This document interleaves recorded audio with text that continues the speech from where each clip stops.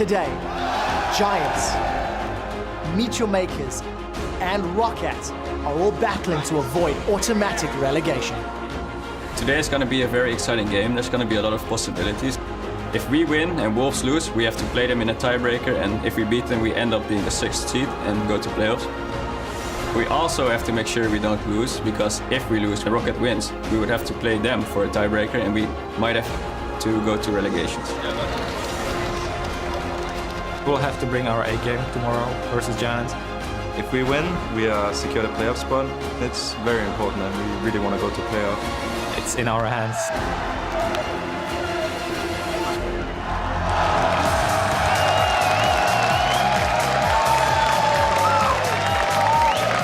Welcome, ladies and gentlemen, boys and girls, to the final day of the European League of Legends Spring Split regular season. We're coming to you live from our studios in Berlin, Germany, where it's a full house once again. The studio is packed up with fans getting ready to enter the studio, as you see there, take their seats and enjoy this last day of regular season action. The Gambit fans making sure and maybe even cheering on their fans to get third, the Gambit. Then they are Pyroficio, giving a tour to Yamazuya and Skyen and their Giants. They are very, very focused, knowing that they absolutely have their win versus the Copenhagen Wolves in the first game of the day. And Youngbuck setting up and ready for that first game as well. They look pretty relaxed going into that very important game. I'm Evie Sjoggesepoortere here with our guest analyst for the week, James Stress O'Leary, and we are joined by the coaches for Fnatic and Elements, Daylor and Nif. Welcome, guys, and thank you very much for joining us. Hello. All right, well, just 5 games left to play the split, and today we'll decide the final spot at the playoffs, who will lock that one in, but also the seeding going into that tournament, and also, unfortunately, the team that will get auto-relegated. So first, let's look at where the teams stand before we delve into our matches. Of course, SK and Fnatic, they are first and second, and they have locked in that bye, and they go directly to the semifinals of the playoffs. Then Gambit is in fourth, with the potential to climb to third today, and the Copenhagen Wolves are in sixth. They will clinch that last playoff spot if they manage to pull out the win versus Giants. And at the bottom of the table, Giants and Meet Your Makers looking to get as far as possible away from that auto-relegation spot. And remember, only the teams that make it into the spring playoffs will earn championship points to qualify for the 2015 World Championships. Now, with that in mind, let's see how the playoff bracket looks so far. There isn't that much filled in yet, but as you can see, SK Gaming and Fnatic with their automatic bye, and the other teams that will be competing for the seeding today, of which H2K Gaming will really, really want to hold on to that third spot in light of that. And as said, Daylor, congratulations, you guys have locked in that bye. Tell me a little bit about the reassurance this might be for you, knowing that you started the season with this team full of rookies almost, and then achieving this. Thank you, first. And at the beginning, when I joined Fnatic, I was not expecting to be as good from the beginning. So it's a surprise, but at the same time, we've worked so hard that I feel that we really we've worked for it, so we deserved it. Mm-hmm. When you look at the top of the tables, SK Gaming has a more impressive record than Fnatic. You guys have dropped a couple of games along the way, but to me it seems maybe that Fnatic is more convincing when it comes to Summoner's Rift. What's your view on that top 2 and what you could do in the playoffs? My view is that compared to SK, our highs are higher, but our lows are lower, so we're not as consistent. So if we are able to fix this problem, then we should be on top of it. And also, I really feel that we should have won every game, even though this sounds like not realistic, but I feel that we've lost every game against ourselves instead of losing against the opponent. So if we just fix our consistency issues, then I think we'll just be clearly on the top. That's a really interesting point, actually, about consistency, and I'd like to get Nif's take on this, because you know both teams, Fnatic and SK, as both a player and now as a coach. Who do you feel is the most consistent team? Well, I think, as he said already, I think the really highs and lows as before. I think it's typical Fnatic, actually. A bit like we, just not as extreme. I think they're working really hard for it, and yeah, I think that's about it. Yeah, they worked hard for it and earned that spot in the playoffs. And by the way, if you want to get in on that playoff action, now is the time to grab your chance. Tickets are available for the EU LCS Spring Finals in Madrid, Spain. We'll have the third place match there as well as the final, both best of fives. It will be held over 2 days in the Palacio Vista Alegre on April 18th and 19th. SK Gaming and Fnatic, they are there, and then the 2 more teams will be decided after the quarterfinals. All the info you need and the tickets are at lolesports.com. We will see you guys in Spain. We will see you in Spain with your team, Daylor. That must be pretty cool feeling. Yeah, I'm extremely excited because all my friends will be there, so it's going to be a blast. Yeah, and who knows, you might even take the head prize home. A couple of our playoff lock-ins are barely a day old, so let's recap some of yesterday's action, what we haven't touched on yet. And the big story from me with Nif here, of course, as well, is Elements. You guys pulled out a win yesterday, but it was difficult once again. Explain to me how, for instance, last week, you guys looked so good versus H2K, then terrible versus Gambit. And yesterday, I felt like I saw two sides of that Elements in one game. What do you attribute that to? I think we are doing an okayish part in pick and bans, but once we get have a trouble adapting what the enemies do, then we get caught really off guard, and then we have troubles in game to adapt. Like, I think the players are not that good at it, and I think that caught us really hard in the Gambit game where they had just a siege comp and we had no answer to it. But it also caught us in the Kassadin pick, which just gave us less wave clear, for example. So it's like a mix of like me really new to the coaching position and still has to learn a lot, but also to the team, like still having troubles in game. And I think yesterday the game was kind of the same. They had a TF, which is not really something that's not new, like or normal rather. So we got off guard a bit. Like we handled it really good in the early game where we ganked him and had a lot of pressure on him. But once the mid game arose and we didn't deal with the split push he had, then we got really hot and we had no answer to it. Yeah, it seems to me that you name a couple of different things in picks and bans, in decision-making, in the game, in being confident in yourself. Daylor, what do you think it is with Elements that they haven't found their footing? I feel like even though, okay, I think there are a couple of, obviously from outside because I don't know what's really happening, but from my point of view, like just knowing the lineup, who the players are, I think that there will be like personality issues or ego issues, and then watching the games I feel like their mid-game shot calling is like not solid. Some games are like really weird what's happening in the map movements. So from my point of view from the outside, not knowing really what's happening inside, I would say that these are the two main issues. Nif, do you think with a little more time under your belt with these guys, do you think that you'll be able to impose your voice a little more? Is that also one of the issues? No, actually they are listening to me and I think they have respect for me and they really like what I'm doing, but I think it's more of a problem within the team, and I'm not sure what we will do and what will the future bring. So we will just have to wait and see how it goes. Yeah, and see how it goes in the first game of the day. Of course, if the Copenhagen Wolves manage to win, you guys are out of the playoffs. Let's turn our attention to the bottom of the tables. MYM and Giants Stress fighting really hard to get out of that auto-relegation zone, and both lost their games yesterday. Yeah, it's looking a bit dire here for both teams at the bottom. One of them is going to still make it through into the promotion tournament, but one of them is going to be replaced by what a lot of people would expect Origin, but we've still got to play out the Challenger Series. Our finals are coming up as well. But it's a tough spot to be in at the bottom of the table, but that's not the only spot that's tough right now. Everything in the standings between 3 and 8 is still in flux. There's a potential for 3 two-way tiebreakers at a maximum, depending on how our regular season games. So honestly, no team really, apart from the top 2, can relax today. All right, yeah, indeed. Only 3 ties possible. It's a breeze today, guys. If we'd had to ask you guys, obviously, Nif, you want to hope that Elements gets that last playoff spot. Daylor, do you think it's a done deal for Copenhagen Wolves? Not really. I mean, Copenhagen Wolves has it in their hand to classify, but we've seen that they've lost games that they shouldn't. So it's not going to be easy for them. No, and with the stress as well at this moment. We also want to hear what you guys have to say at home. And today we want to know who is your MVP of the spring split and why. And well, I'd love to get your take on that as well. Maybe Nif first. Who has impressed you the most? I think the crowd said it already. I think for me it's Huni. Like he came into the season without that much experience. People didn't know him, and then he just carries Fnatic really hard. And for me, it's just the MVP of the spring split. Taylor? Okay, for me it's Yellow Star. Even though Hun is the fan favorite, like coming from like he's like a veteran in the scene, and he had like a strong team of veteran guys, and now he has a completely new team, and he made it work. And I work with him every day, and I've seen how much he's doing for the team. So from the outside, maybe fans will say Huni, but from the inside, I would say Yellow Star for sure. Yeah, and well-deserved. Stress? For me, it's a player that hasn't really been MVP every single week, but it's our 2-time MVP, Power of Evil. When he has been on form, he's looked unstoppable with the Unicorns of Love. So if he repeats that for a 3rd week in a row, maybe he'll bag himself another MVP. But after yesterday's Cho'Gath, it's a little bit of a risky spot to be in. Not enough num there. Remember to tweet your answers at All Esports. Of course, include that hashtag LCS, and then we'll pull some some of your responses and get back to them later in the show.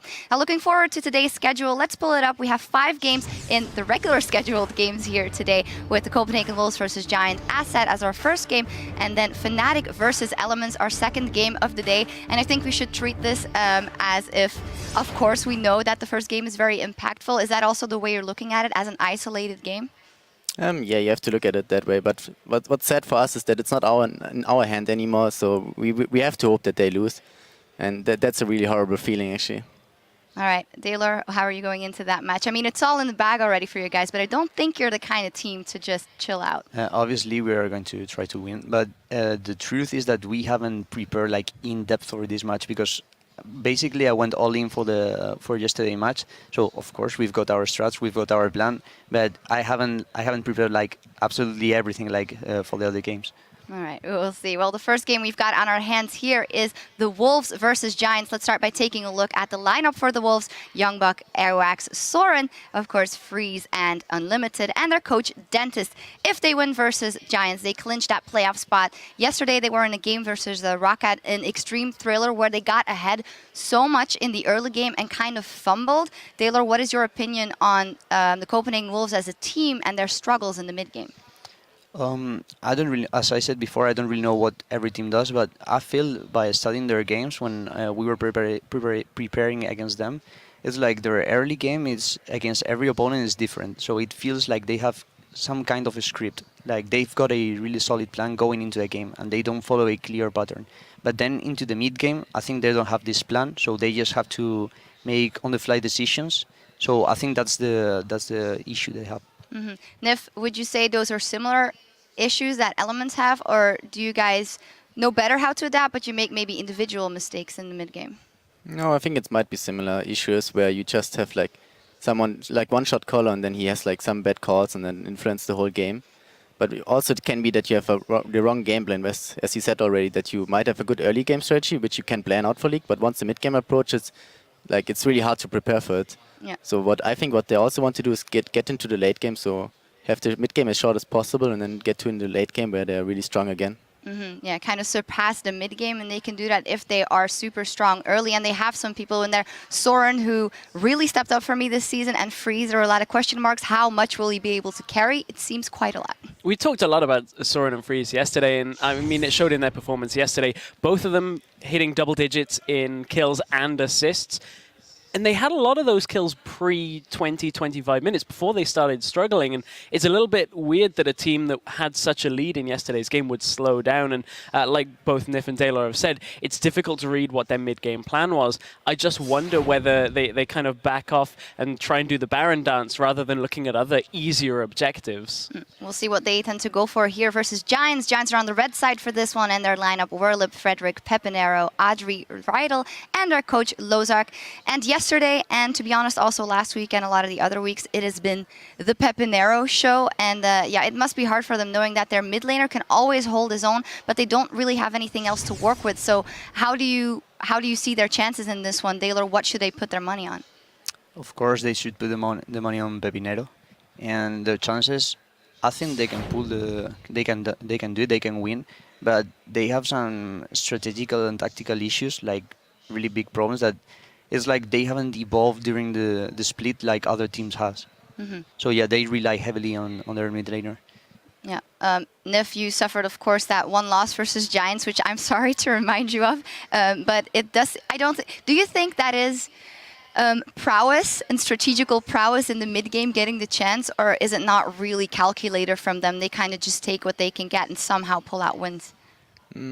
I think their strategical play is still lacking. They haven't adopted as the other teams, which have been joining LCS as well in the past, and then actually Crew as a team. I think that's a bit lacking. I mean, they're all really skilled players, right? They're all really high up in the solo queue ladder, for example. Mm-hmm. So really what they have to do is work on the teamwork.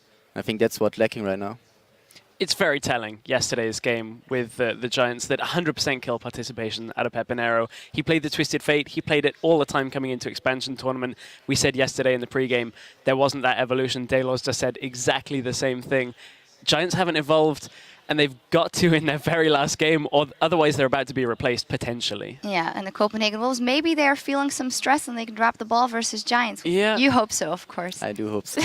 But we will see. In any case, thank you guys very much for joining us, and good luck in your matchup later today. Thank you. Thank you. All right, before we check in with the caster desk for picks and bans, we'll hear from the Giants' Warlib on how the Copenhagen Wolves went from the back of his mind to the top of the tables.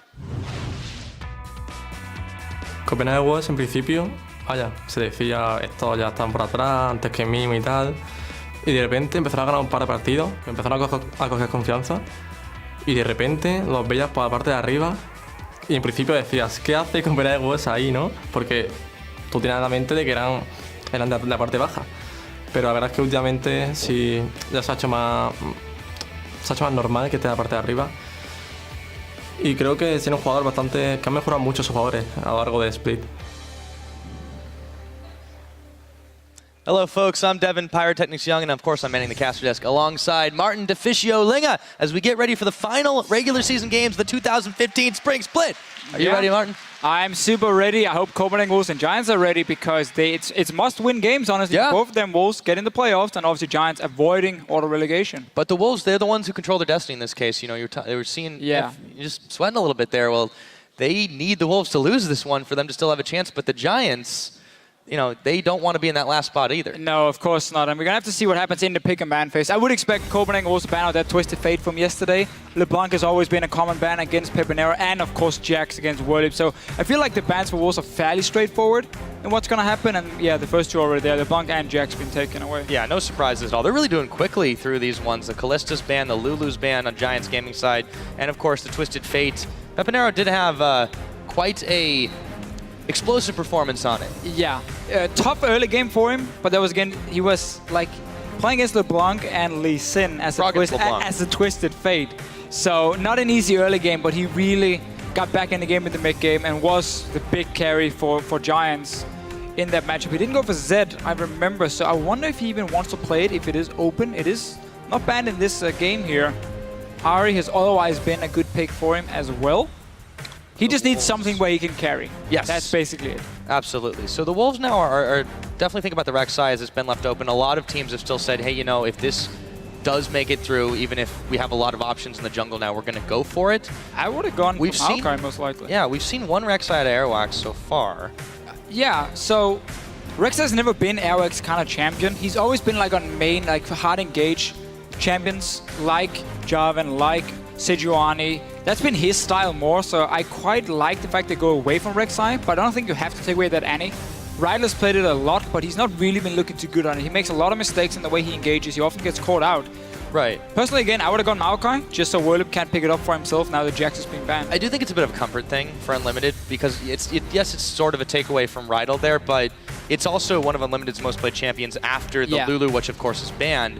I've actually been seeing a lot of potential picks and bans the last couple of days, or yesterday at the very least. And I think it makes a lot of sense with what the Wolves will like to do.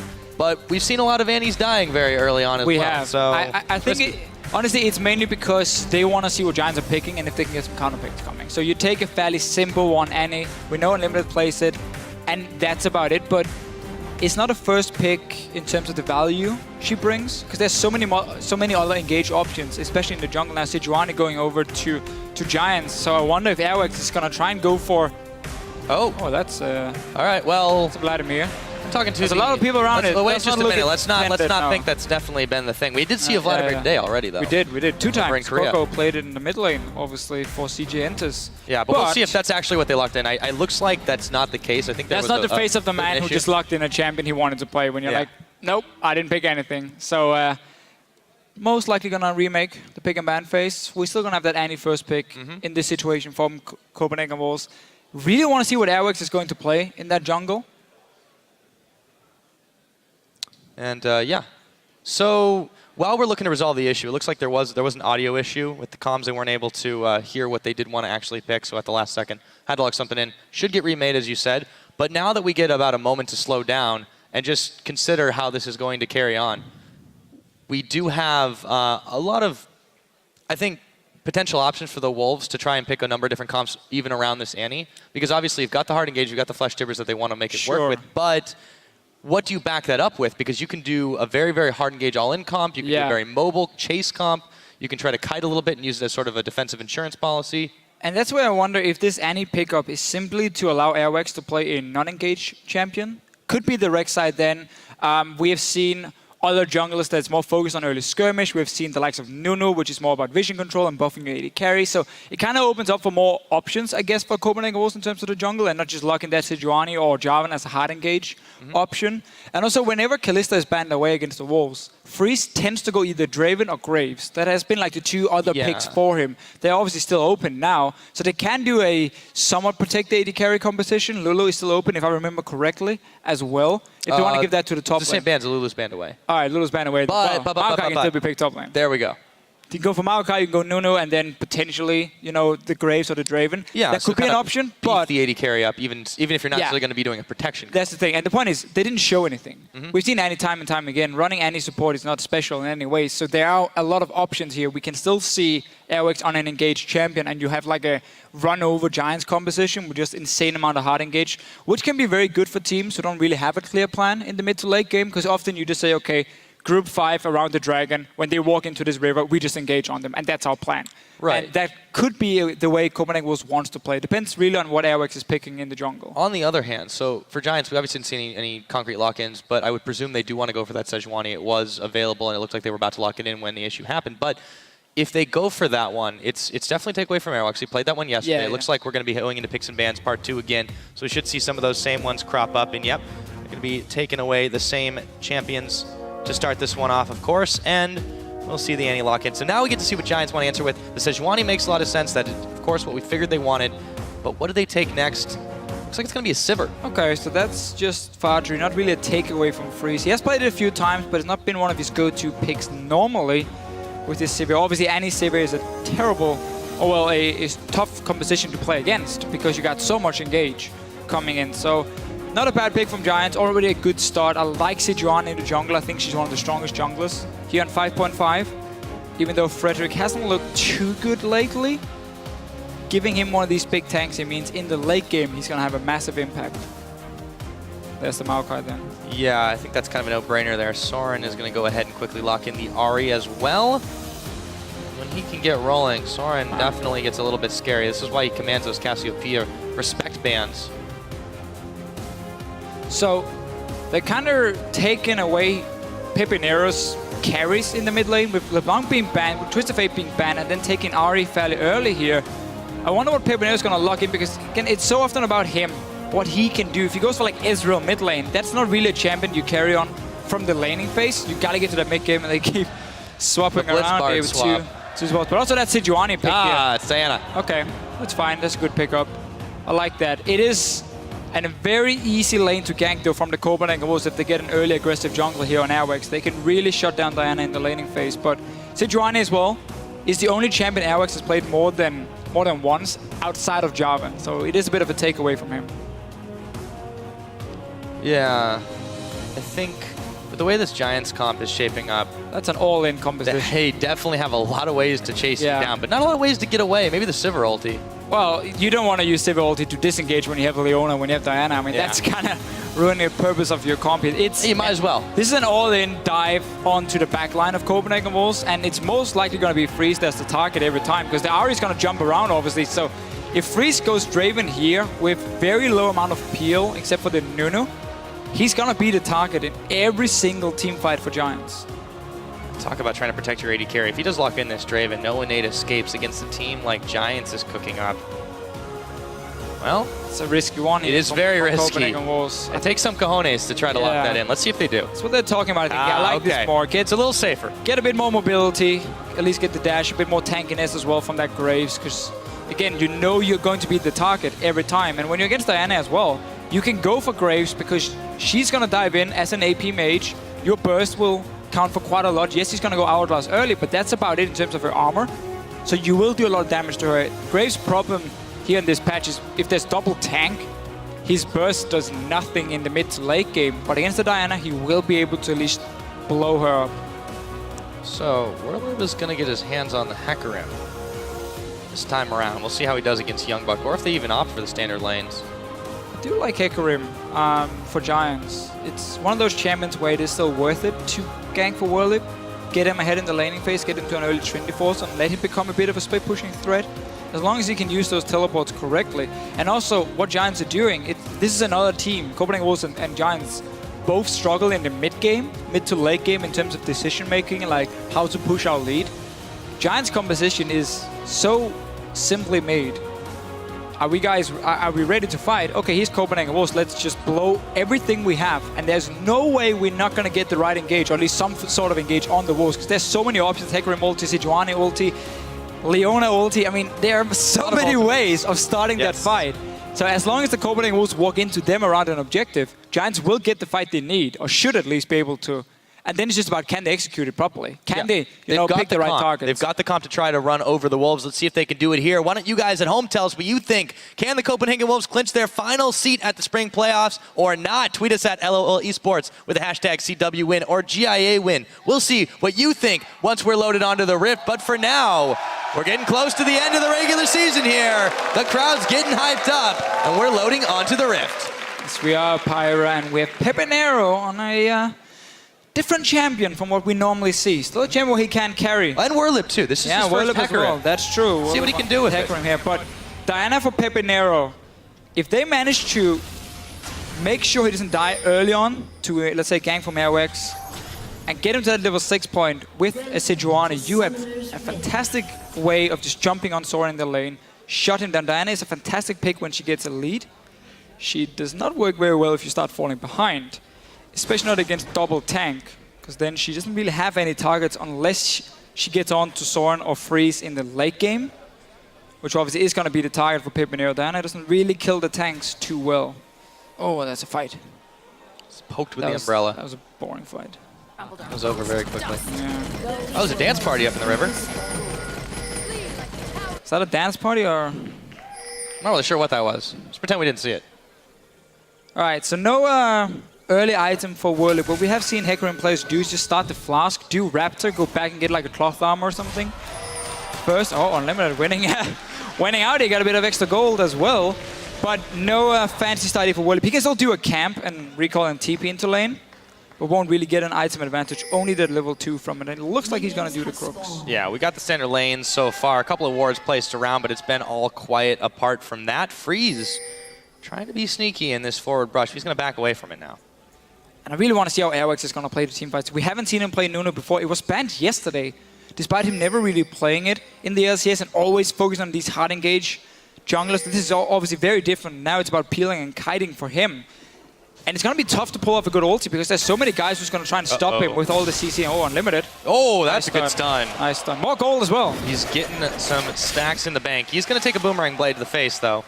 Still well worth it to grab that extra gold to start this one off. We've got our 2v2 in the bottom side. Meanwhile, in the mid, Soren, Pepinero. See how this one goes. You mentioned Diana, not so good from behind. See what Peppy's able to make with it.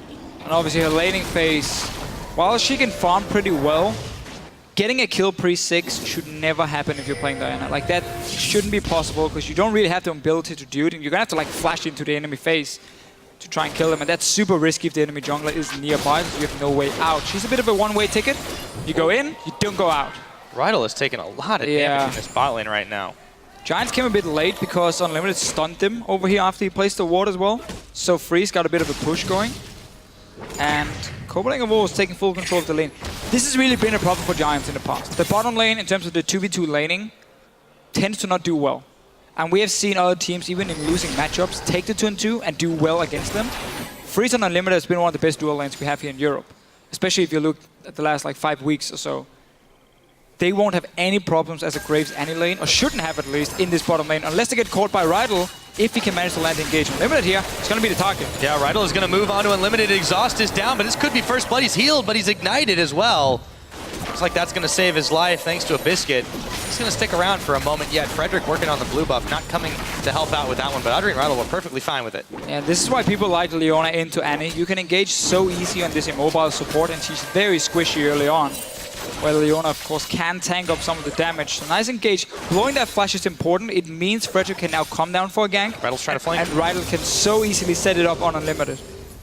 You can even just flash stun him, Even E flash if you want. Start the animation first, flash after, and Unlimited shouldn't be able to react with no flash. Well, Limited's got no summoners right now, and Freeze doesn't have the heal. So if they do decide to swap target or to change targets onto him again, it's going to be a little bit troublesome for that Copenhagen Bulls bot lane. Everything else has been a little bit more quiet. You do see Whirlet pushing in on the top side against Youngbuck. Rydell, however, back at the bottom is going to get stunned up by Unlimited. Just trying to keep him pushed back. Farm had traded a little bit back and forth. So far, Freeze is getting a slightly better end of it. There we are, back to the top lane. Youngbuck is just having to deal with this very aggressive pony. Pushing him back, but he's still taking some damage. We'll be getting free farm, both top laners. Obviously, Hecarim want to rush towards that Trinity Force, early home guards as well. We've seen Huni multiple times now really carry games on the top lane Hecarim. We've seen it in other regions, Korea, China often. Even NA obviously pulled it out a few times. It is a fantastic pick, again, as long as you don't fall behind. That really is the problem for Giants composition. When you have this much engage, if you start falling behind and you're not strong enough to take the fight, even though you can engage, you don't really have anything you do. You just sit back and you just slowly wait for Wolves to take all your objectives. So Hecarim and Diana, two champions who does not want to fall behind, because they are very all-in focused. Meaning the Copenhagen Wolves, as long as they keep it even, at least here in the early game, and then towards the mid-game, start creating some picks with the Annie, with the Ahri here, see if they can get a lead over Giants. That's the plan for these Wolves. Remember, they're playing for quite a bit here. Freeze dodging away right after Rydell goes in with the Zenith Blade. If the Wolves can win this one, they do secure their spot in the spring playoffs. Got a lot to play for, and so do the Giants. Really means a lot. Frederick going to be able to back away before Airwalks does spot him. Moves on into his jungle. Let's see what he can grab here. Plays a few wards at least. One behind the red buff right there. No pink though being put down, so just deep vision to try and spot Frederick, who's not level 6 yet on this Sejuani, so you're not too scared of him. Just let him sit back and farm, get the information, and you can see Pepenera here. That is full lane focus. Triple Thorn's Ring. Just want to do as well as he can in the laning phase. Oh, he hit 6. Well, yeah. Oh, he's going in. Okay, there we go. There's the Lunar Rush, and Soren didn't take too much damage. He's able to return some fire. Dashing in again, Pepenero. He's going to go for it, but there's a Spirit Rush. Pepe is ignited. Both mid laners are actually. Pepenero, oh, he's going way low. But he's able to stay alive. There's the flash. Deception, not enough. And we don't have first blood yet. Only hit the first one on Q. They didn't get it on the return. Airwax now in this lane to push it in. Frederick is nearby, but Pepenero won't really be able to help a whole lot. Staying around for the farm. Good little fight in the mid lane. Flash blown should mean another setup for the Wolves in that mid lane on Pepenero once Soren has ulti again.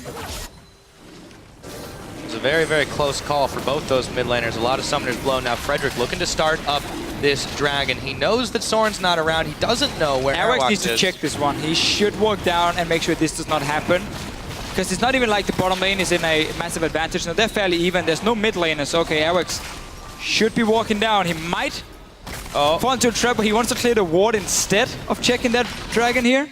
But if he walks in, he's going to get it. Oh, but he just walked right by it. Didn't get close enough. And now he's backing. Oh, for the Wolves. Wah, wah. That was a free dragon. When your mid laner is even back in base and you get a free dragon, that should never happen. Bit of a mistake from the Copenhagen Wolves early on here, giving that dragon over. They did, of course, see when it was taken, so they got the time on it. But still a bit of a disadvantage. And early home guards. Very early home guards for Warlove. He's going to the races, trying to get back to lane to deal with Youngbuck. About even in farm up at the top. We haven't talked too much about it, just been shoved back and forth. However, Youngbuck did get forced onto the double Doran start. Warlove arrives just in time for the farm to come to him. He's going to be able to eat and run, but stay in one place at the same time. I'm not a fan of what Pepenero is building at the moment. I don't feel like you need cooldown reduction that much on Diana, because you're getting your reset on your ulti anyway, so your combo is like Q, ulti, ulti, and your Q as well at level 9 when it's max rank is already going to be down to around 5.5 seconds cooldown, and that should be enough for you, honestly. So this means he's going to delay his Scepter. He's going to delay his Magic Resist. He's obviously also going to delay his Hourglass coming in for him. So he's going to delay these tanky items, which is what Diana needs when she's diving that back line. Because yes, you have some good damage from it, but you're not really that tanky just from being Diana, because you are an AP mage after all. Right, and those triple Dorns aren't going to help out the later the game goes, too. So Peppy will grab his blue buff, but it is a little troubling for him. Let's take a look at that fan vote right now. Wow. Giants fans coming out in force here. 84% saying they're going to win this game. Representing Spain, of course. All 5 Serious, players. serious. All right, this is a game we talked about. No flash for Pepinero here in the mid lane, but he is going to be able to get back to his tower. I want to see what he's going to build. Oh, obviously Morel gone first, and Unlimited, he has already flashed away, but there's a lot of magic damage on the side of Copenhagen Wolves. Why not just rush that Abyssal Scepter, go Hourglass after, and suddenly their burst from Wolves can be neglected fairly easily just by popping that Hourglass when you're going and already having that magic resist from the Abyssal Scepter. But I assume he's going to go Morel Nomicon first with this first item. I think that's a fairly safe bet. Now, Frederick's been hanging out between the mid and the bottom right now. He's going to go ahead and clear a pink out, place a ward down of his own, try to provide some pressure for Giants. It's a very even game so far to start. The one dragon is really what's separating these two teams. Warlib is going to roam in the general direction of the Scuttle Crab. Frederick going to clear out a ward as well, so they'll know this one's happening, but it's really just Giants trying to grab the vision game for themselves right now as the lanes play out fairly standard. Yeah, double ping ward on the top side of the map, meaning they can set up a play around Youngbuck. It's a very easy roam now from this mid lane here. Both entrances has been covered. Frederick is sitting here waiting for Soren. Oh! Didn't get the stun. Dash is just out of the tail end of it, and he gets the slowdown, but still not quite enough. Rydal now forced to run away. As Airwalks and Unlimited were at his tail, Frederick's there to back him up. Scuttle Crab now being cleared out in the Dragon side. Of course, Copenhagen Wolves have nothing to take here, as the Dragon was, of course, pilfered quite a while ago. Yeah, just want some control on the bottom side, because they already lost the top side. If you look at the wards, Wolves are putting all the focus down towards Freeze, where Giants want to try and snowball this Hecarim up here. Again, Pepinero has a very easy way roaming to the top, and we know he likes to do it. You can either take the route behind the Baron, or you can walk straight in towards the blue buff of Copenhagen Wolves, and there's a smaller chance than normally of a ward spotting him with these two pings. They gotta use them though, otherwise Airwax can just walk in and clear them out. This fairly aggressive ping ward won't really pay off for Giants. I'm not getting anything for it just yet. Let's see what they can make do. Starting to ramp up in the items. Everyone's sitting on their ultimates now, but it's just still continuing to draw out the laning phase. 2 minutes on the next Dragon. See what happens with that, as Wolves have invested quite a lot of this vision game in the bottom side, as you said, but to be careful not to get chunked out too hard. Now the mid tower is being fired down by Frederick and Pepinero. How much damage can they do before Soren arrives? It looks like not too much. Small wins here for Giants with the Dragon, a bit of damage on the tower as well. They're gonna set up another gang on Soren. There's no ulti for Frederick yet. Same thing we said for Soren though. If Pepinero can jump onto him, he might force a flash. Check close. Oh, and in comes the Sejuani, but that is a lot of return damage. Peppy wasn't able to follow through as quickly. Soren gets the better of that in a 1v2.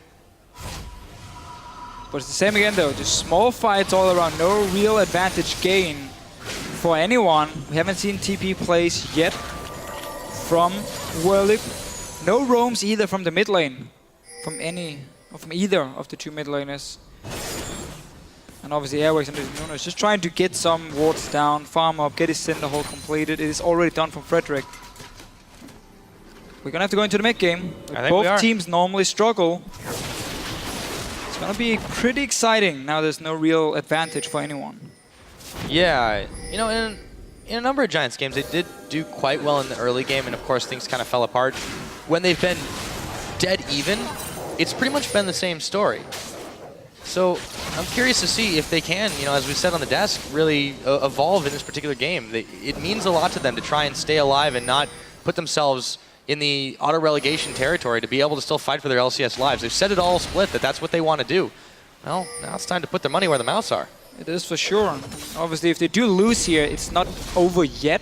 MYM, if they lose to Rocket, we're going to have the tiebreaker now. Here's the first TP. Yep, Soren's going to try to dodge out. Goes right back in. Whirlip is going to be caught up by the charm. Airwalks and Pepinero dueling it out. Absolute Zero is on. Meanwhile, down to the bottom, the Glacial Prison is going to be a first blood going over to Frederick. And Copenhagen Wolves didn't get anything on the top side. The Dragon is live. Again, Giants are moving there. A lot of ultis being blown in the fight beforehand, so this should be another Dragon now for Giants. Nice little setup on the Annie. Not a whole lot you can do unless you flash the first engage. Youngbuck will find Whirly. Someone is here still. Snare him, get away. and you should get him. They got the slowdown, twisted advance, a lot of flashes burn. They really want to take down Whirlib. They should be able to do it. And it goes over to Airwalks, but they're going to pay for it with another Dragon, as that does get secured up by Giants. 2 to them now. And a free farming Diana in the mid lane. Nice little play in the bottom lane from Giants.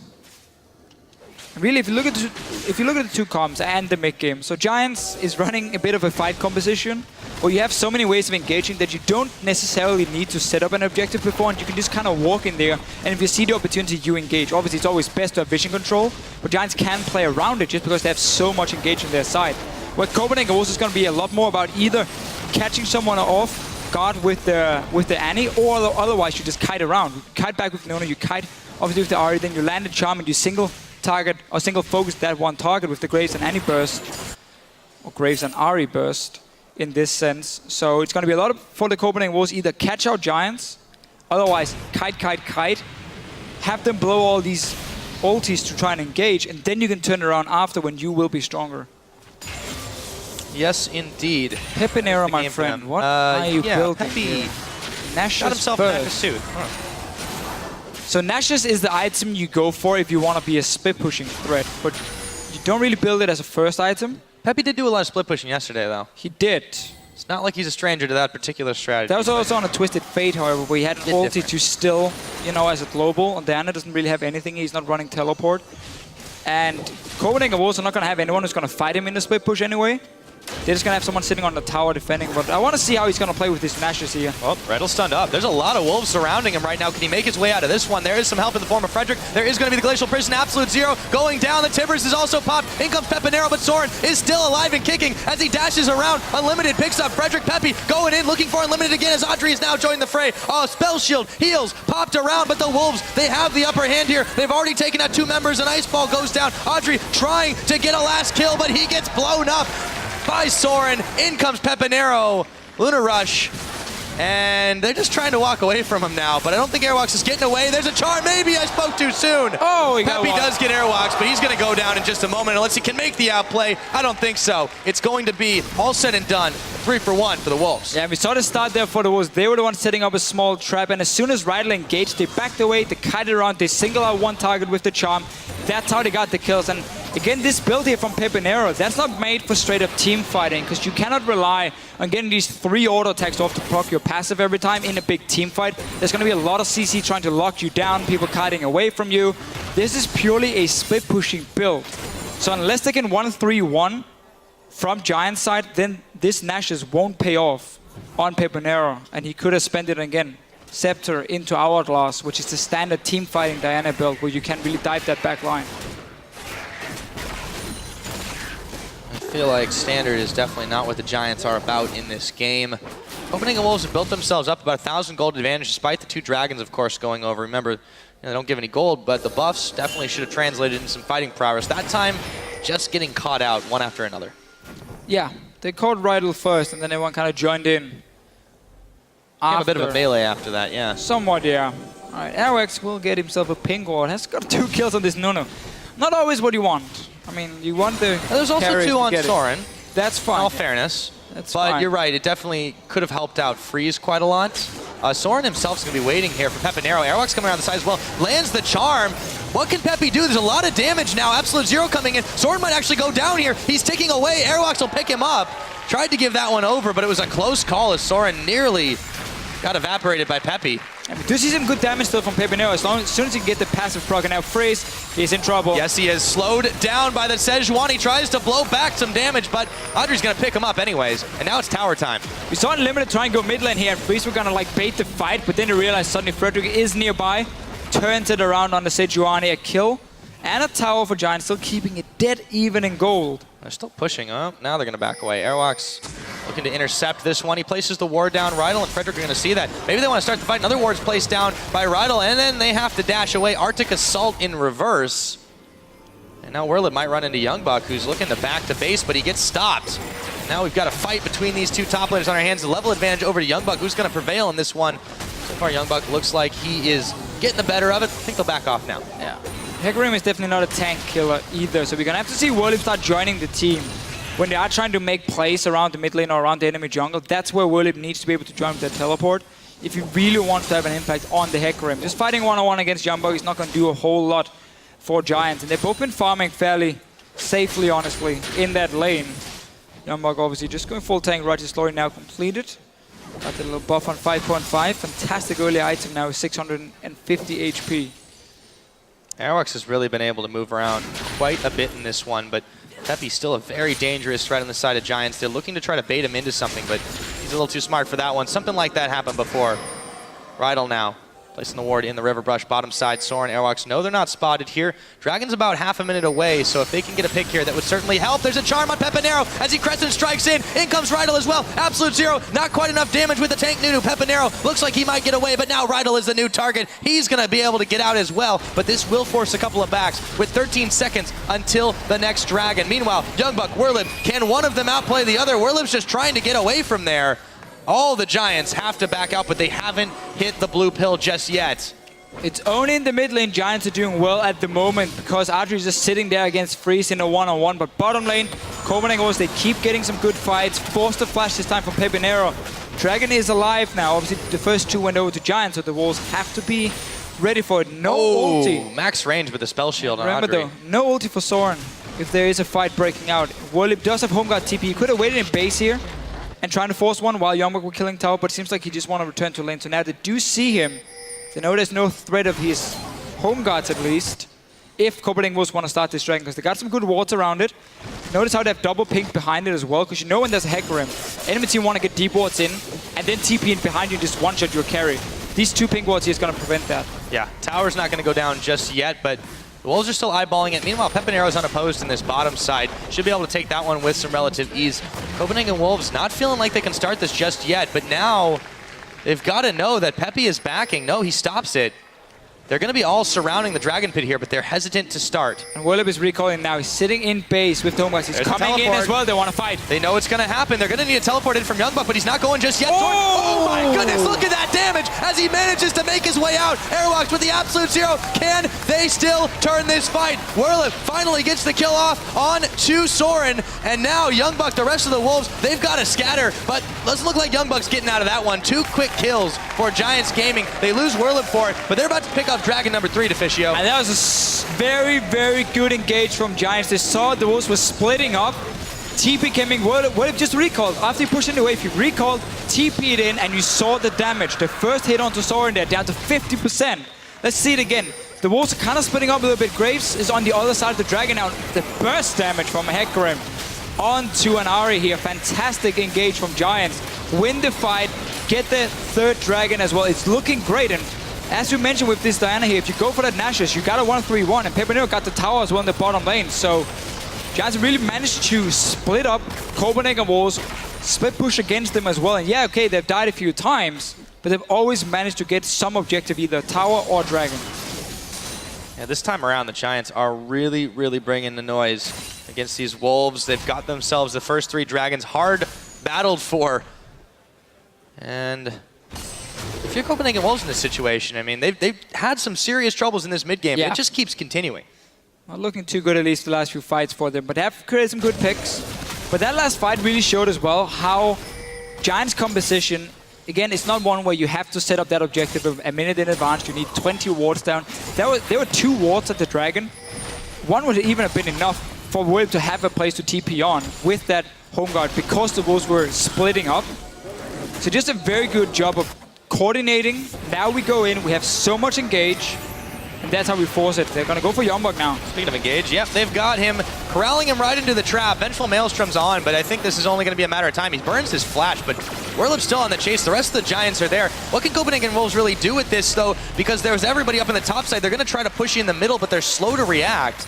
And Giants, after securing that kill, should be pretty happy with it. But now this is going to be a chance for Freeze and Airwalks to take down the mid tower. So the plan for Giants were, okay, bot lane is pushing in our advantage or in our favor. Mid lane, there's nobody from the Wolves, so we can go 4-man top, kill Youngbuck, and go back to the mid lane and defend it. Problem was it took a bit longer to kill Youngbuck, I think, and Graves and Nunu were nearby to take that mid tower. So in the end, unless Giants can take this top tower, which they should be able to, they just end up trading tower for kill, but Whirlip will get it here. So they get a tower and a kill, definitely in their favor for just the mid tower here to Copenhagen Wolves. So yeah, and it was close to gone anyways, so really it was yeah, just it was super the Wolves low. polishing just it a off. few hits. Whirlip is going to be able to keep pushing this one out. He's going to be met again by Youngbuck, but he's definitely looking pretty good right now. Rydell and Frederick are in the area. See if they go and double up on this one. Audrey bringing the tail behind. The Wolves just aren't pushing anything really aggressively right now. And Giants are taking full advantage of that fact. They are indeed. Well played so far from them, and really the setup beforehand for that gank in the top lane is you just look at every single lane. And you know if you go 4 people top, there's going to be a cross-map objective in some way. So as long as you don't have anyone who can push a tower instantly in another lane, you can go for these 4-man ganks. And that's basically what happened here. They were fine trading that mid tower for the top one and a kill. TP is not ready for Whirlip yet. It's going to need about a minute's time. But then we're going to see the next setup. And if the Wolves are not ready, if they don't spot that TP coming in and can stop him, I mean, you can have like the Nuno just walk in and snowball him. Just hit him one, snowball him while he's coming in with the home guards. If you know where he's TPing to, or the Maokai can do it, and you kind of block him, and he won't get to your back line, at least not with the home guard rush. That's a way for the Wolves to play around the Hecarim, but they need to see where he's TPing, and they need to be together to stop it. One thing the Wolves are pretty solid at doing is making sure they stick together in situations. The problem is when they get flanked and they don't have enough numbers on their side because someone's backed, that can be troubling. Let's see what they can do here. 3 members in the bottom side. Pepinero looks to take his blue once again. A lot of wards littered up in the top, mostly those of Giants Gaming. So we'll see if the Wolves are looking to try and bait a trap here. But no one's biting just yet. Oh, Pepe's coming in.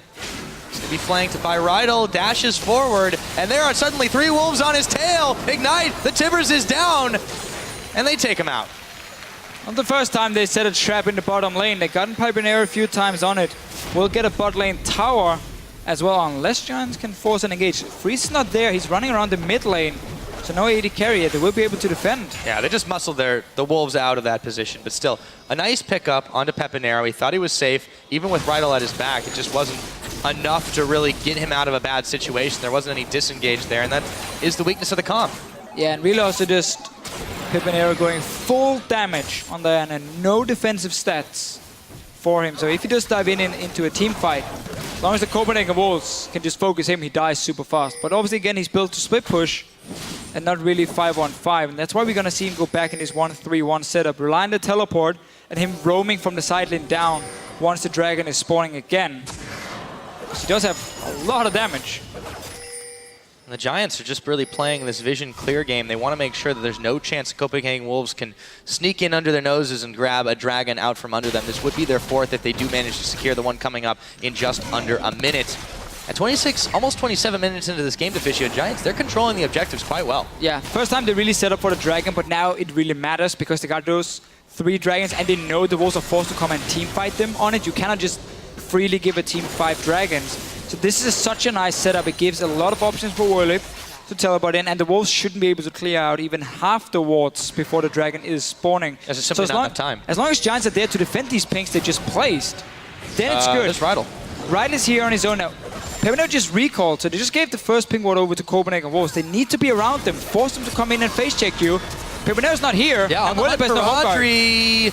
They use the absolute zero. He's the one targeted down, but he pops his heal. They don't have enough damage to finish him off or get even close. Frederick getting pushed away. This is a short timing window, but Whirlip, he has the teleport available. They started the dragon. Oh, massive glacial prison. Freeze, he's going to get dashed in. The Giants, they hit the on button. Whirlip takes down Freeze, and the Wolves are scattering in all directions. Soren trying to salvage the fight. Youngbuck in the front distracting, but I don't think he's going to live for long. Frederick, he manages to live. 2 Wolves are down, and Giants Gaming, they look like they can secure 4 dragons here, Deficio. What an engage from Frederick here. He got 4-man with his ulti, and then TP came in after. Freeze just melted instantly. Giants, they looked like they were kind of giving up around the area, allowing Copenhagen Wolves to clear the walls, but they came down once Pepinero arrived. Let's look at Frederick here. 4 guys from the Copenhagen Wolves, they group up. He throws the ulti. That is just beautiful. Oh, they just popped the Righteous Glory as well. Right on the Scuttlecraft trying too, all the speeds. TP from Whirlip coming in. Pepinero's being locked down because, again, he's fairly squishy, but it just means the rest of Giants could do all the damage. Now they're chasing for more kills. Yeah, Airwalks, he was trying to make his great escape. In comes Youngbuck with the home guards. Airwalk still being chased down. Werlip's going to be shoved back, but this has just gone all sorts of screwy. Giants Gaming still with a decent lead in this game. The 4 dragons to none. They've got themselves 2,500 gold, and they really were looking to go ham here. Soren, however, he's on the wrong side of a tower. He's going to have to take a couple of parting shots out of the way, and they see him. No way to chase him down, though. Didn't even see the setup there, just the Giants were suddenly chasing around in the jungle. And as you can see there on the tap, if Copenhagen Wolves win, they are in the playoffs. If they lose, however, they need Elements to lose to Fnatic. Otherwise, we're going to have a tiebreaker, which of course will be played after our games today. So stay around. We might have a fairly long night. This game right now, I mean, it means so much for the Giants because it puts them in a very good spot for avoiding the auto relegation. If they manage to win this one and Meet Your Makers do not win their game, then they're automatically out of the 10th place spot. They keep themselves safe and can play to keep their LCS spot. Yes. And the worst thing that can happen to them is they have to play a tiebreaker for that same situation. So they really want to win this one here and prove that they do deserve to stay in the LCS. Right now, they're making a strong case for it. Oh yeah, they had some very good fights around these dragons here.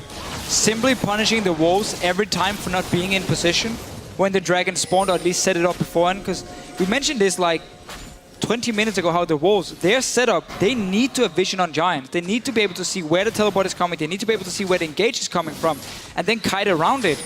Otherwise, they can't really teamfight properly, and that's what's been happening. They haven't had the proper setup on these dragons, and that's why Giants have been able to secure the last 2 at least and win the fights from them as well. And obviously a lot of kills on this Nuno as well. It's not going to help too much. Yeah, you got to look at where the gold's going on Copenhagen Wolves. When they do get the picks and they do get the skirmishes that they've wanted, a lot of it's going on to Airwalks. He's got, yes, 100% kill participation. That's fantastic. But when he has 4 of the kills, and between your 2 carries you've only got 2, they're falling a little bit behind in the Adam game, and it's starting to show. Pepinero, I mean, this build here is very so aggressive. No, well, it's effective though. So Nash's first is not normal, even in terms of like pure split pushing Diana, but it was smart of him in this case just because he went down very early to a side lane and just sat and farmed, and that's where it's good to fast clear these waves here, proc that passive every time. And he's not been punished in the team fights, at least the last few we have seen, because the rest of Giants are doing so much work. When Hecarim jumps in, you can't just ignore him either. So it's very hard for the Wolves to find that right target. We saw they tried to lock down Pepinero beforehand. He flashed out and simply just stayed back and didn't really do a whole lot, but there was enough just taking all the focus so that the rest of Giants could win the fight. But it's really been about them getting the right engage, them getting good teleports, and Wolves having 0 response every time. There's no chance for anyone to block the Hecarim when he comes in with that home guard, because you don't even see where he's teleporting. And this has all been enabled by the fact that Giants are able to place the deep wards where they want. Maybe they're not protecting them everywhere, but there are just so many Giants wards this game. It's been difficult for Copenhagen Wolves to do anything unsided. And Giants themselves have been able to sneak these objectives. It's led to them being in comfortable spots and then allowing them to dictate the pace of this game. Copenhagen Wolves on the back foot here, just trying to push Giants away.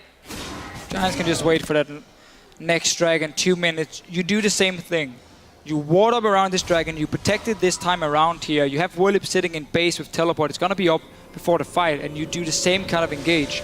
All you need to make sure is that you have minions pushing in the mid lane, and you have a ward on the Baron, because you don't want Copenhagen Wolves to try and trade it and like rush the Baron, take that one down while you do the dragon. So that's why Werlip is now warding it here, so you can see what's going on. And then all you do is you just sit around your wards around at the dragon. If the Wolves move to Baron, you send 4 guys over, you just leave your AD carry to solo that dragon on his own, and the 4 guys should be strong enough to stop the Wolves from doing Baron, and suddenly you get dragon, you stop Baron, and you basically get everything. Yeah, simple game plan. We'll see if they're able to execute it. I mean, this has been Giants in a nutshell all season long, that they've had good game plans, they just haven't been able to always execute on them. But this time they've got a comp that can do one thing very well, and that's go in. They've been able to do that, and they have definitely come up ahead. Despite what the kill score may indicate, it looked very close there, but Giants, they're definitely controlling this pace. Going out the Scuttle Crab, it's about a minute till the next dragon is available, as a couple more pink wards have been placed down all around that pit, and a few more regular ones. Copenhagen Wolves need to stop this 5th dragon. It will be lights out if they allow this to occur. And you can see how Giants place so many wards even outside the bushes, just because it's hard for Copenhagen Wolves to guess where the ward is. Normally you sweep the bush and you're like, oh, we found the ward, great. But then there's just one on the other side of the wall, which you won't get. So there'll always be a ward for Werlip to teleport on and get his engage. go up, stop the push from the Wolves, force them to the top side so they won't get in to clear your walls around the Dragon. 20 seconds. Now, all you gotta do is make sure Wolves don't rush that Baron. Otherwise, you just force them into a teamfight at the Dragon, and it's in your favor. Send down Adri. Let him do the Dragon on his own, worst case. Well, it didn't allow the Wolves to move where they wanted, just body blocking every move that they've attempted to make so far. Frederick right out in the front. The Wolves are going to start having flashbacks here. It looks like they're going to start this one. A couple of teleports coming in. Dragon's already been started. Can Giants get this and get out or get the fight? The oh, they're going to move in. There goes Dragon number 5. In comes the Hecarim, and they're just starting to melt the Wolves. They just don't have anything in the tank. Werlip, he's going to give his life for this one, but it looks like Giants are going to be able to win this fight as Airwalks goes down to take McKnight, taking the last of his health bar as the rest of the Wolves are scattering again. We see them time and time again just going down. 3 for 1. Dragon traded. Giants, they're heading straight for Baron. They can get it, man. It's the same every single time Giants are here. First, they have all the wards set up. They can get perfect engages. Werlip on this Hecarim has gotten so many good teleports in, and the Copenhagen Wolves simply cannot get the right team fights. They certainly cannot. They attempted to take that one at the last moment. Dragon comes in. Let's see how it all unfolded one more time. Yeah, okay, so Hecarim coming in down the bottom here. You can see him just on the side. He doesn't even get onto Freeze because of a nice dash, but he zones away the AD carries. Now only Soren is left to deal damage. Remember, the Wolves are running a double damage composition. So if you take away one, there's not enough damage from the other guy to take down 4 members. That's why also Giants can just clean it up. Adri here on Sivir, untouched. Pepinero, untouched. Another fight for Giants. 5 Dragons. Baron. They have everything they need to win this game and put all the pressure on Meteor Makers and say, if you don't beat Rocket, you are out of the LCS. Daunting prospect for Giants. They're definitely sitting comfortable right now. And 5,000 in the lead. I'll tell you, Pyra, Elements right now sitting upstairs and they're going crazy. Oh, I bet they are. Because this opens up for them to tie the Copenhagen Wolves if they beat Fnatic as well for that playoff spot. Cheering for Giants. Be an interesting prospect for them as Rydal goes down unlimited. He's getting pretty low, but Peppy, that's a double kill over to Freeze. We might have spoken too soon. A couple of quick picks and Baron's gone on the mid laner and support from Giants. Nice little pick from the Wolves. And Giants not able to set up anything. No teleport for Werlip. He might try and push the bottom lane. Yeah, the Wolves are going to get a mid tower out of this, though. After pushing the top side, they're going to try and see if they can force Wolves back to defend, but they got 4 guys pushing in here. They might just get an inhibitor and then go back after. Looks like that might be the plan right now. Frederick, he's not feeling like he can stop this. Not enough damage, really. On the bottom side, you do see one being taken by Audrey in the top. He's going to look to push on inhibitor turrets, but their mid inhibitor's already gone. The Wolves, they're not leaving just yet. Can Frederick stop some recalls here? Can he stop the recalls? Inhibitor's going down to the bottom, though. That's one inhibitor. They got bot lane tower as well here from Giants. He's still going. Look at Werlip. He's coming. He's trying to collapse. Oh my goodness. They're able to fire down with the Baron-empowered minions. One Nexus turret's already gone. Freeze has gone back to base, but the rest of the Wolves, they don't have time to back. Audrey's going to move away. Is he in danger, however, of being collapsed on? Or is it going to be the Copenhagen Wolves that get moved on? Unlimited. Oh, so low as Werlip is able to take him out. Now Audrey dashing away. Airwalks. There's the Boomerang Blade. A lot of damage to him as the collateral damage comes in from Freeze, but it just tickles Giants game. It's hard to say who really came out ahead in that one, Deficio. Inhibitors traded across the board. Yeah, and more towers as well for Giants, but this was a Copenhagen Wolves team who's been behind all game long. They got an inhibitor down, so not a terrible trade for them on their side, but it's not over yet. 15 seconds on unlimited, buffed up minions, loads of cannons and everything. Giants pushing out. They want this mid tower as well. Should be able to secure it. They've got the Baron-empowered minions, and there's just no defense from Copenhagen Wolves. They've got to get back and stop the wave that's going to start pushing in the top. Soren's got no ulti, as you said. They're pushing away the super minions, smiting them down. Frederick able to just keep this push back, but they're running out of a couple minions of their own, and they're going to back away as the Wolves have made a defense. Now it's Giants going to the bottom to try to push this one in. Gotta stay together here. Adri's in the mid lane recalling. No reason to push it too far. Just take this wave in, recall, get ready for that dragon that's gonna spawn soon again. Copenhagen will spot that pink ward. They will spot Adri as well. We might get a fight then. Giants are staying around. Gotta make sure Copenhagen Wolves don't have any vision of what is going to happen here. 38 minutes into the game. Giants have grabbed every single map objective and 8 towers to boot. Copenhagen Wolves, they've got themselves 5 towers, but they did grab an inhibitor when it was traded. Let's see if they can make the defense here. It is not going to be easy. Now we got super minions pushing here. Someone has to go back and defend. Remember, one of the Nexus turrets are gone. It's a 5v4, but there's no minions. So Giants here trying to push in. Yeah, no minions for them. But again, by just staying here, they make sure Copenhagen Wolves can move out of the base and move to that Dragon. Clear the one ping ward Giants already has. So they can just use this to wait for Dragon to respawn. Get number 5 again. Buff yourself up. By that time as well, Pepinero should have an hourglass. And then he can really start diving into these team fights. Every single team fight for him has been kind of staying back, trying to bait out some damage from the walls, and then he's allowed Whirlip instead to be one of the big carries to dive the back line on his own. And he's kind of been staying. So now they're going to go back. Let's see if there's an hourglass completed. There is for him. So next team fight, this Diana is going to be insanely strong. In comes Whirlib to clear out the super minions in the middle. They were neglecting that for a bit. They should be able to get this one pushed back, but Dragon's not quite a minute away. They're going to have to get in there very quickly lest they give Copenhagen Wolves an opportunity to snag one back for themselves, who they desperately needed. They cannot afford to give another aspect of the Dragon over to Giants Gaming. But can they afford to take the same fight they've taken now 3 times in a row, where they lose every time? That's the million-dollar question there, They have no way of getting that vision control, so they cannot use the comp correctly. They cannot spot the teleport. If you walk in and take another fight here, it might just end the exact same way as every other time, which is why the Wolves are behind. He's sitting there, he's going to wait. He's pinging on 2 wards behind the Wolves. Very easy ones for him to TP in, to look at that ping ward at the red buff as well. And then he's just going to look for freeze, as always, try and shut him down. No peel for him. It's only that Nuno, but that's not going to do enough against the Hecarim. He's waiting. Where's the teleport going to be?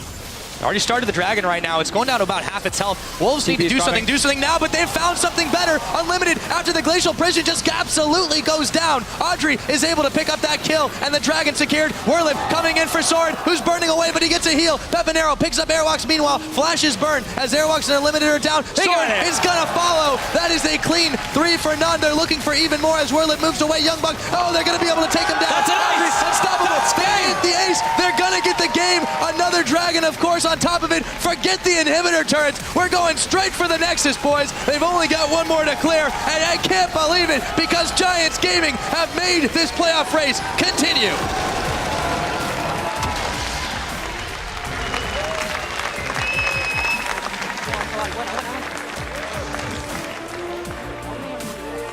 And that was one of the best games we've seen Giants play.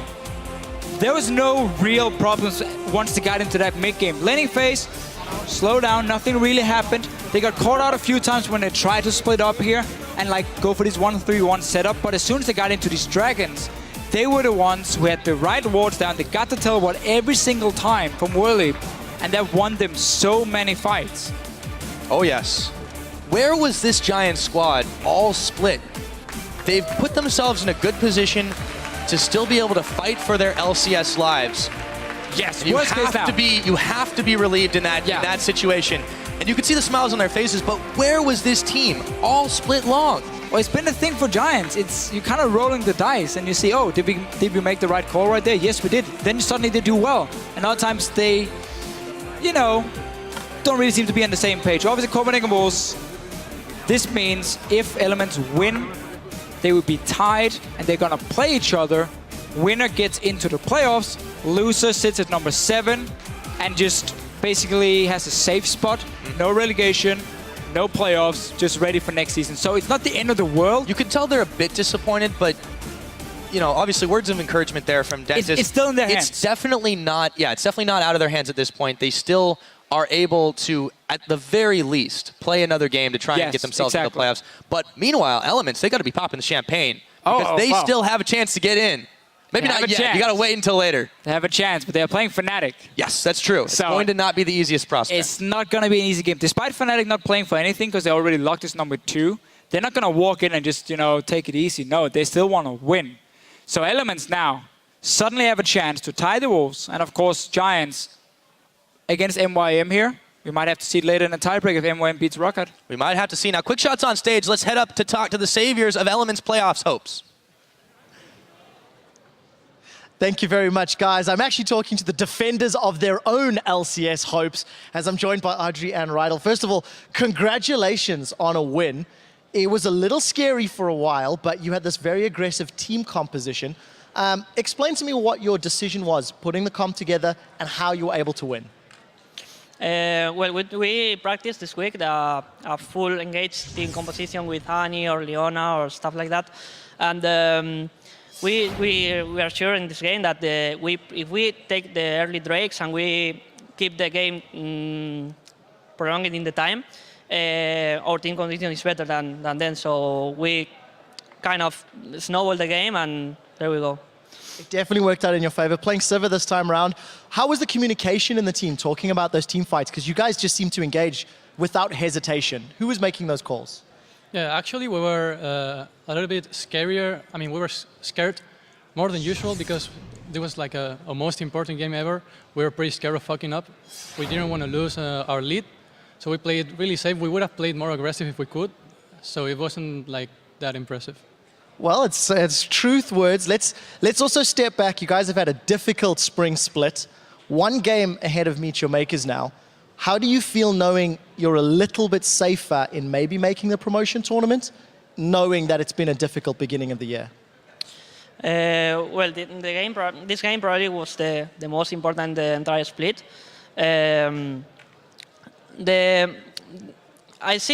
think in this game we tried to play aggressive, but as I said before, our team composition was like incredible. So we, as Adrian say, we can snowball more the game, even more the game. And now we win. Now it's over the game. We don't want to think about this game anymore, and we are very, very happy. It's not 100% we are safe, but we are going backstage and we are look the MYM game with the same nerves as we are playing. Yeah, I can imagine that. First of all, congratulations on the win. It's great to hear some honesty talking about the matchups, and we'll have to see if MYM can pick up that victory. For now, though, we're going to head back over to the analyst desk to wrap up that match. Thank you very much, Quick Shot. Rydell doesn't want to think about that game anymore, but I do want to. I want to come back to something that Pyra said at the end. Where has this Giants been all split? I want to talk about the fact, was this a solid game plan or was this a solid team? I'm going to go with the first. I think that it was a stroke of genius what they came out with. Yesterday, they already tried it with the Rek'Sai, with the Global, and the TF, and trying to get that split push going. Now, Pepinero going for that split push very early on the bottom side so that they had Dragon Control and Hecarim TPing in and winning that fight every single time. It was a stroke of genius, but I think if they would have fallen behind early, they wouldn't have pulled it out. What do you think? Yeah, I agree at that point. And when you look at it, it was a team composition that in the early game threw a little bit of everything at Copenhagen Wolves. Now, split push Diana is something that is kind of old school. Season 4, very start, end of Season 3, before all of the nerfs to Diana. So that's where the Nash's Tooth build comes from. Long time ago, as Deficio was saying, we don't see it a lot now. It worked out because it put a lot of pressure on a very smart composition out of the Giants. But I actually think a lot of what Copenhagen Wolves doing played into the Giants' hands a lot, especially around the Dragon. I mean, Copenhagen Wolves had Nunu. That's a champion that should be battling for Dragon control, and they just couldn't get it. And the Giants, we said we've been fumbling in the mid-game, Copenhagen Wolves as well, but the Giants just got so far ahead by doing the exact same thing over and over. Let's get a replay up on that screen of one of the Dragon fights. Honestly, we could have shown any one of the Dragon fights because they executed perfectly. Yeah, this is one of the slightly earlier Dragon fights. This was the massive stun here, actually, from the Sejuani ult, but Willib is already in this fight, and before these fights, Willib had been sitting in the base for about 15 seconds, so he's off the map. And Copenhagen Wolves in previous fights just didn't want to engage because of the Hecarim teleport plays. And you can see just how much havoc he's already caused. He split the backline and the front line up, and he's already way out of this fight. And Giants at this point just have so much damage from Pepinero. Willib is able to kind of get himself out of the fight and back to secure the Dragon. So just so many of these fights went in favor of Giants from the Dragon, and there was a glaring error on Copenhagen Wolves' side of things. They say that Insanity is doing the same thing over and over and expecting it to come out in a different way. Insanity is also sitting on Doran's rings on your top and mid laner and unupgraded trinkets at 35 to 40 minutes in the game when you could be buying pink wards in a full inventory, going into the Dragon Pit, no pink wards, no Oracle Sweepers, and expecting a teleport Hecarim not to exploit that. A little bit of an oversight there, or a big oversight that could potentially cost Copenhagen Wolves quite a, well, not quite a secure spot, but you know that they now their fate rests in other people's hands. Yeah, fantastic point. I mean, we've talked about how they fumble in the mid game, but they get ahead early, then they don't get that, plus the stress. It must have been something like that, making them make those decisions. At the end, though, it did show again for me that, well, Giants still doesn't 100% know what to do in some situations because the Copenhagen Wolves were able to get an in-hit, but then they reacted by sending Adri up the top lane. Fantastic, but the question that I posed in the beginning, was it a solid game plan or was it a solid team? Was it a little bit of both? I've got to echo Pyro. Where was this all split along? It shows what they can do if they have an executed game plan that works out well. Unfortunately, 17 games, we haven't really seen that from them. In the 18th, they finally bring it out. It would have really been nice to have seen it earlier. Yeah, but as it may be, they did pull out this win here. That does mean that they are one game ahead of MYM as of right now, and they'll have a small heart looking at that game further on. And it also means that Elements is still not out of the playoffs. Coming up next, the number 2 seed Fnatic will be taking on those Elements who still have a shot at the spring playoffs. We'll be right back with all the coverage in just a few minutes. Minions are endangered species. Every year, millions of caster minions are slaughtered and killed. And for what? Only for monetarily benefits. There is going to be the Glacial Prison, Absolute Zero going down. The Timbers is also popped. In comes Pepinero, but Soren is still alive and kicking. Oh my goodness, look at that damage as he manages to make his way out. Airwalks with the Absolute Zero. Can they still turn this fight? He's going to get down against the Giants. They hit the on button. Whirlip takes down Freeze, and the Wolves are scattering in all directions. Pepinero picks up Airwalks. Meanwhile, flashes burn as Airwalks and Eliminator down. Is going to follow, and I can't believe it because Giants Gaming have made this playoff race continue.